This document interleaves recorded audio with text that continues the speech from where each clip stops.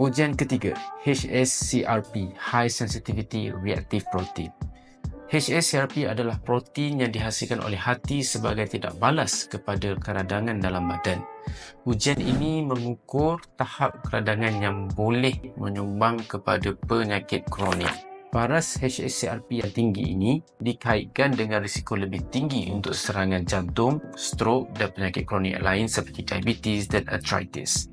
Kajian dalam The New England Journal of Medicine menunjukkan bahawa individu dengan paras HSCRP yang tinggi mempunyai risiko serangan jantung 2-3 kali ganda lebih tinggi walaupun kolesterol mereka adalah normal.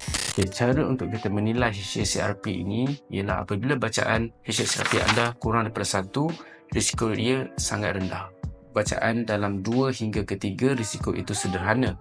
Jika bacaan itu melebihi 3, itu adalah risiko yang sangat tinggi untuk mendapat penyakit kardiovaskular. Jadi apa yang kita boleh buat untuk menurunkan tahap HSCRP adalah dengan mengamalkan diet anti-radang dan antioksidan, lebihkan banyak sayur-sayuran, buah-buahan, ikan-ikan yang berlemak dan minyak zaitun, minyak kelapa dara, minyak kelapa sawit kita. Ia sangat tinggi omega 3, dapat membantu untuk mengurangkan keradangan.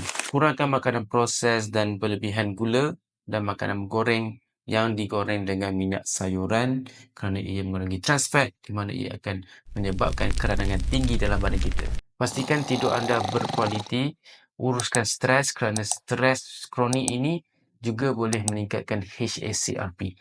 Bersenam secara berkala terutamanya senaman aerobik dan juga resistance training juga dapat membantu untuk mengurangkan masalah keradangan.